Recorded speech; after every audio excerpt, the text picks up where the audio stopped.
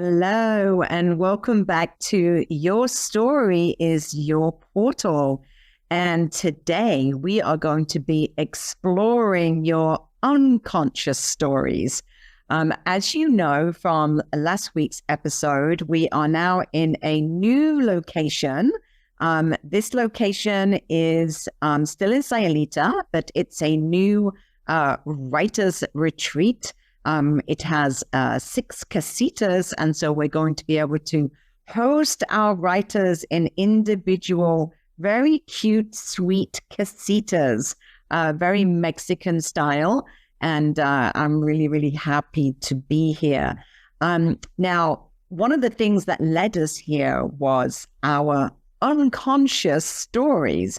It's very interesting that this episode, I was inspired to talk about our unconscious stories because we are always like running a program. And of course, this whole podcast show is all about our stories. And what we haven't talked about is our unconscious stories, because we have these programs that are running in the background, and that is actually controlling our whole destiny. And of course, those unconscious stories are those that are based on our upbringing, our ancestors even, bringing in any ancestral and generational trauma, as well as our stories from childhood, which unconsciously we may not be even consciously aware of them, or certainly not that they're running our programs every single day. And it's not until you get to a point in your life that you can start to really put together all of the clues of what is happening in your life, and then suddenly say, oh, I see, it's actually my unconscious stories that are running my program, running my everyday life. So the question is, how can you become consciously aware of your unconscious stories? And it's very interesting because, we talk about synchronicity, for example, and, we go, oh, isn't that amazing that, that happened, or this happened, or I happened to bump into that person. But did you ever consider that all synchronicity actually is our unconscious stories that are actually running our programs? I think the only way I can describe it is to give you an example with a very personal story. So, as you know, in the last few weeks, it's been a little chaotic. We went through the 999. We went through the port of the eclipse season. A lot of people had a lot of upheaval, a lot of changes. A lot of people were shedding off the old to welcome in the new. And certainly from my perspective, my long-term relationship ended, and the writing retreat, where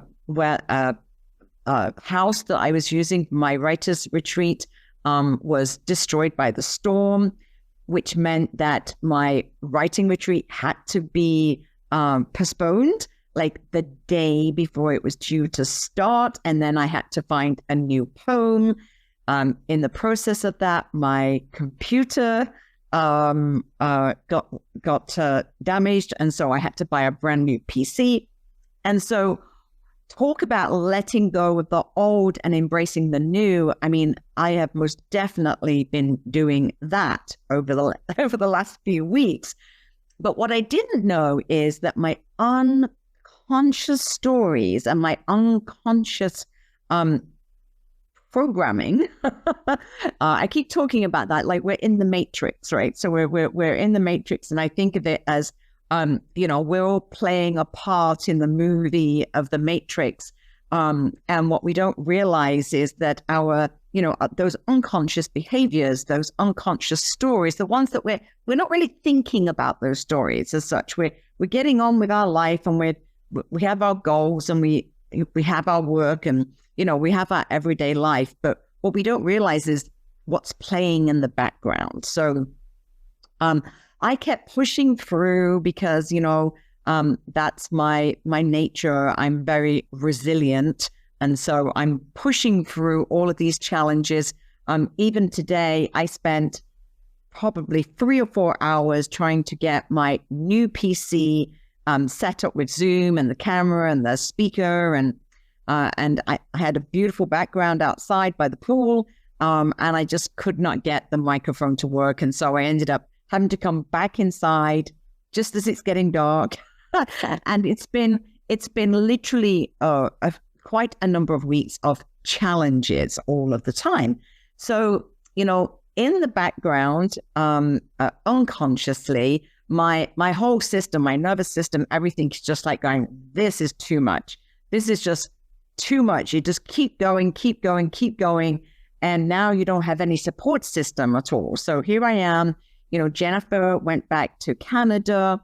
Daniel and I, our relationship ended, and I'm in a brand new home that's right now it's completely empty. So I'm here all by myself. I'm in a brand new, for me, town, Sayulita. So I haven't established any friendships or, there's some acquaintances, but, I haven't really got any deep friendships. And so I was in the background running, I'm brave and I'm resilient and I'm strong and, and I'm just getting on with it, challenge after challenge after challenge.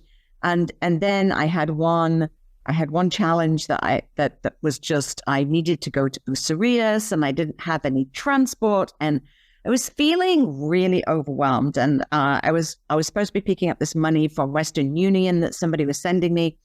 And I was like, Julie, just push through. And I put it off and I put it off. And eventually I got to the point where I said, okay, that's it. I've got to go. I'm going to call.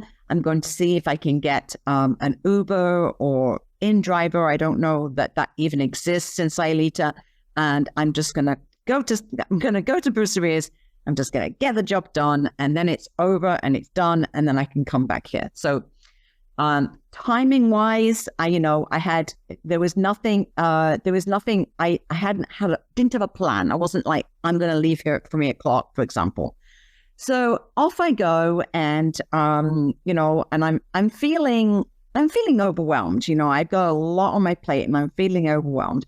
And I get to the bank, to get my Western Union transfer. And, it's almost as though I knew that it wasn't going to work. And they just, in Mexico, they do this lovely thing where they just kind of hand you back and they just kind of shake their head and say no, right? And you kind of go, what do you mean no? Like, what's wrong? Like, I should be able to get this money. Here's the number. And they're just like, oh, no, it's not working. And, and I'm so frustrated because I'm thinking, well, what do I do from here? I just had the taxi ride from hell to get there. And I'm like, what do I do now? And anyway, so I'm feeling really frustrated. And where the bank is, it's in like a department store. And so I went and just sat down on one of the sofas, in the furniture department. And I was just like feeling so overwhelmed. I'm like, what am I going to do now? I don't know where to go from here. And I looked outside and could see like the black clouds were gathering. I'm like, oh my goodness, I'm going to get caught in the rain as well. And I was just feeling very overwhelmed. And I went back to the bank guy and I said, look, is there another Western Union in Bucerius? Is that the problem? And he's like, well, you could try Guadalajara Pharmacy. And I'm like, I know that's not going to work because they have limits. And even though you have these stores that act like a bank, they don't have the cash to be able to have a big withdrawal. So, they're trying to convince me I should get on this bus or I should walk. And I'm like, no. My gut is telling me, Julie, don't even think about it. Just give up on this. You just have to give up. So I was like, okay, I'm just going to give up. I'm just going to get a cab back. I'm going to get an Uber back home, and I'm just going to put this down to a bad experience. So just before I'm about to leave, I remembered I needed some coffee filters, and the supermarket's right next door. So off I went, and I was feeling really like, I don't know why, but I think it's all of those unconscious stories that had been stacking up, all the things that had been happening in the last few weeks. I mean, there was a lot that happened in the last few weeks. I haven't even told you about some of the other things, with family that happened, but a lot of things happened. And it just all suddenly like welled up, and I just started to cry. And I was like, oh my God, I'm in the middle of a supermarket and I'm crying, right? So okay, I just need to like get to security, and I need to get to the washroom, or, I just need to pull myself together. And so as I'm thinking that, I'm walking into the store, and as I'm walking into the store, I look in front of me, and there is Daniel walking directly towards me. And I'm just, I've been crying. I'm still like very emotional. And he just looked at me. We hadn't even been in contact for 2 weeks. We had an occasion. It was actually when the evening that we were homeless because of the house was in the storm. So emotions were running very high, but I had, high temper, and Daniel had kind of stalked off, and I was like, that's it. Don't ever call me again. And of course, I took that literally and said, I'm never going to call him again. So we hadn't been in contact for 2 weeks. And he just looked at me and he went, what happened? Like, your energy is so low. And he could see, that I had been crying. And I just put my arms around him, and I just said, I'm not having a good day. I'm not having a good day. And I really miss you. I really miss your support. And so we got talking, and of course, he said, why didn't you call me? And I said, well, you blocked me. And it was just, all of the circumstances were such that we really needed to reconnect, but our egos, our conscious behavior had made choices, to actually cut off that communication completely. He had blocked me. I hadn't contacted him. It was just this crazy event where, like, our egos, our conscious minds were making decisions about our relationship, about our conscious life. And in the meantime, our unconscious programming had organized him and me, our schedules, in the most bizarre way that we would be in exactly the same place at exactly the same time. And the chances of that happening, anything other than pure chance, was so extraordinary that that's why this whole podcast show is about this topic. Because what I realized was at that point, and I think Daniel also realized at that same point, that our lives are literally being run by our unconscious stories. We can be consciously, and our egos can have an agenda. We can manifest, or, we can have our agenda for the day, or we can have our goals, and we can have our dreams. But at the end of the day, it's actually our unconscious stories that's actually running all of our programming. So we literally are like little computer programs, and the unconscious behavior is busy in the background, organizing that when I should get in an Uber, when Daniel should be stopping at that particular supermarket on the way back from Puerto Vallarta. I mean, I can't even tell you how extraordinary that meeting was, because he lives in Loda Marcos. He was visiting Puerto Vallarta on that particular day, which is like a 3-hour round trip, got stuck in a lot of traffic. And on the way back to his home, he stopped at that supermarket at exactly the time that I was walking into that supermarket to use the washroom. And that's the only reason he stopped. So it's a very small window of time.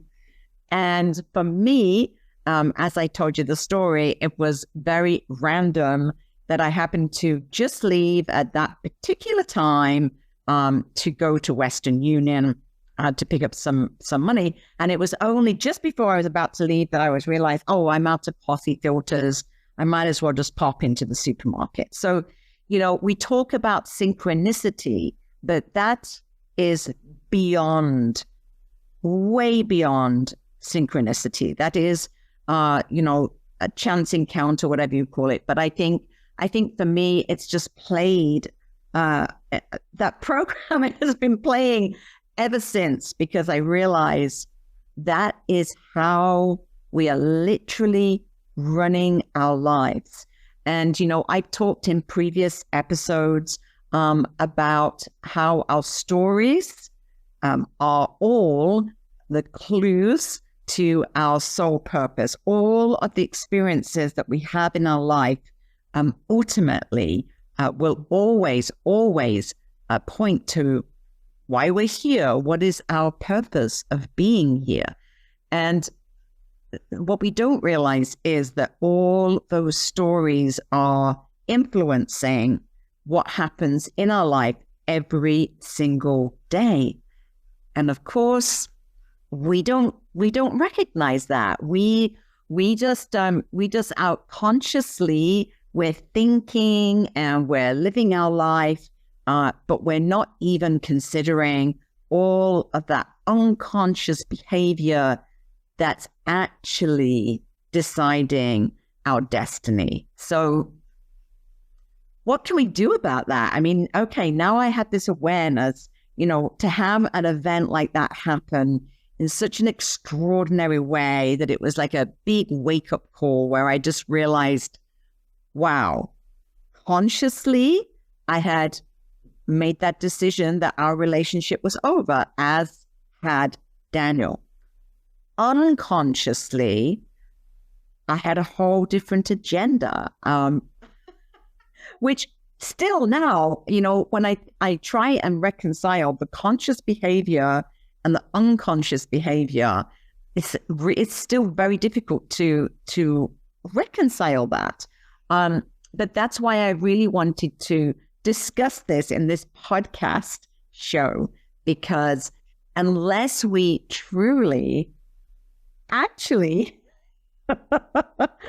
recognize our unconscious stories, how can we honestly do anything about our life, or control our life or our destiny? And so this whole purpose of this particular podcast is to help you understand the importance of understanding our stories. Because if we don't understand our stories and we don't take other action, then we're just going to keep repeating the same stories over and over and over and over again. And I know that you have all heard this multiple times, because we know that until we learn a lesson, that we will keep repeating that same story. So, if you have a history of abusive relationships, for example, you will keep attracting abusive relationships until you get to the point where you understand why you're attracting abusive relationships. And the first step for that is awareness of your stories. And so that brings me back to your story is your portal. And the only way that you can truly understand your stories and understand how they're influencing everything in your life and influencing all of your behaviors, from your relationships to your relationship with money, to your relationship with your careers, to your personal relationships. Everything is influenced by our stories. So that's why it's so important for you to take the time to explore your stories. Come to Mexico and spend a week on retreat where you're going to be really exploring your life stories. And it's those life stories that ultimately point to your life purpose. And so this is what happens when you come on a writer's retreat. Whether you come on a solo writing retreat with the purpose of wanting to write a book or wanting to write a chapter in a book, or whether you come on a writing retreat just for that journey of discovering your soul stories and exploring your soul stories and understanding your soul stories. And, as I've said before, if you don't understand your stories, then you are going to keep repeating the same traumas over and over and over and over again. And we all know that. And so a writing retreat is an opportunity for you to really take the time to explore your stories. And, when I talk about, our soul stories, there are certain ways, certain tools that you can use to access your stories. And I'm not talking about going back into, the trauma, childhood trauma, or, but it's more about understanding your lessons, because this is all about lessons. And whether we like it or not, our unconscious stories are directing our life. The unconscious stories are the directors of our movie, and we are the character in the movie. And we think that we're reading the script and we are deciding where we're going next. We think we are writing the story, but no, the director already has a script, and he is going to insist on you living to that script, whether you agree or not, because your unconscious stories are actually running your programming. And as I gave the example of the synchronicity of running into Daniel, because my conscious mind and his conscious mind had decided that our relationship was over. But our unconscious stories had another idea. And so unconsciously, what he was doing on that particular day and what I was doing on that particular day intersected so that we could change our story. And so I just feel like that is a really good example of understanding that synchronicities are not accidental at all. Synchronicity is created by our unconscious stories, and those unconscious stories are running our programs. So I know I've said that over and over again, but I don't know how else to emphasize that. It's when something like that happens, you realize that the importance of understanding your stories. If you do not understand your stories, if you do not take the time to review your stories, to write about your stories, to understand the patterns that you keep living over and over and over again, then you will not move forward in your life. You will continue making the same mistakes. You will continue attracting the same relationships. You'll continue to have the same money challenges. because that is your unconscious stories in the background that is basically deciding your life destiny. So what I'm saying to you is it doesn't have to be that way. Take the time to understand your stories. Take the time to explore your stories. And if you are listening to this and you are in Sayulita, I have an invitation to join us for the Sayulita Soul Writers. It's an invitation for people that want to explore their soul stories. And that might lead to, writing about that in a book.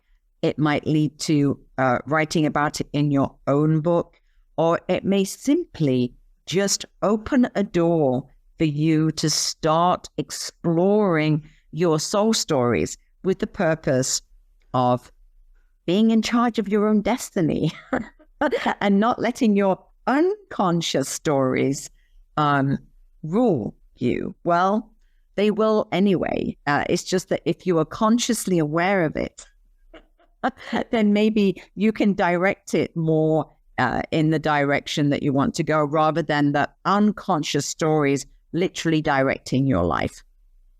In my case, I am very happy that my unconscious decided to take control of my destiny and orchestrate this crazy synchronistic meeting of Daniel and myself in a destination that neither of us had planned to be in that particular day.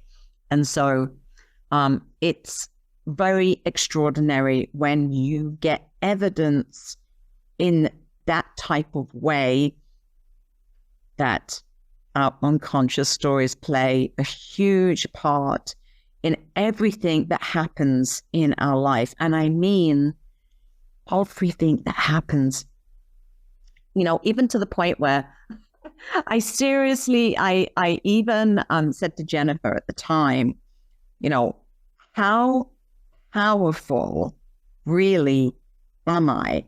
Or how powerful are our unconscious behaviors? And she said to me, what, you mean that you think that maybe you were responsible for the storm, or that you were responsible for the retaining wall of the house to come down, just so that you could find an even better venue for your writing retreats and for our retreats? But maybe there is some unconscious truth in that, because now I am sitting in what I would consider to be the perfect situation. I have said multiple times that for writers to truly have an environment that's very conducive to creativity, to remembrance, to be able to have the focused attention and quiet time, that this is exactly the environment that you need. We have 6 private, beautiful little Mexican casitas. They are set in gorgeous tropical gardens with a beautiful pool. From the space where we have our group meetings, it has a spectacular ocean view.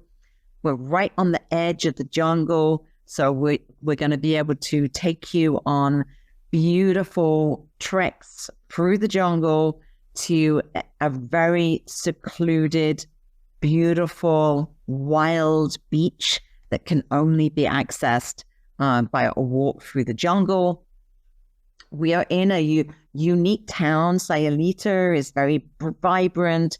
There are so many wonderful healers, and I'm learning more and more every day about the people that are in this amazing community. And I say, I now found my tribe at last, and it's extraordinary how I ended up here. So, but that's how I ended up here. My unconscious led me in all of these different ways to where I am right now at this point. so that I'm empowered with the right location, the right retreat space, the right environment for my writers to be creative. It's so quiet here.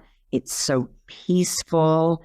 It's so beautiful with the tropical gardens. I mean, I haven't even left this place for like a week just because I'm enjoying the quiet and the solitude and the beauty. The beauty is extraordinary. The gardens are so beautiful. The birds, the wildlife, the butterflies, everything is so extraordinarily beautiful here. And I can't wait to share it with you. So I'm announcing that our first retreat in this venue is November the 8th, which is not that far away. It's only, about 5 weeks away. So, I'm this is my first announcement of those dates, and then I will be getting the word out pretty fast. Each writer will have their own casita, unless they want to share with somebody, and then the accommodation is as low as $400 for a week if you want to share your casita with somebody. So the pricing is very competitive. I'll be putting all of this information onto Your Story is Your Portal website. And I am very, very happy to be helping you to explore your unconscious stories so that you can be consciously aware of your unconscious stories that is basically running your life right now. So thank you so much for your time. And I'm very excited to be sharing about the next writers retreat coming up in this beautiful place. And we shall see you soon. Okay, I put all the information in the show notes, and I'm really looking forward to sharing your unconscious stories so that you can understand them and understand that your story is your portal to your soul purpose. Bye-bye for now. Thank you for walking through today's portal. I invite you to subscribe, share, and join me inside the House of Story Medicine for deeper journeys, book mentorship, and soul story retreats in Mexico. Because your voice matters.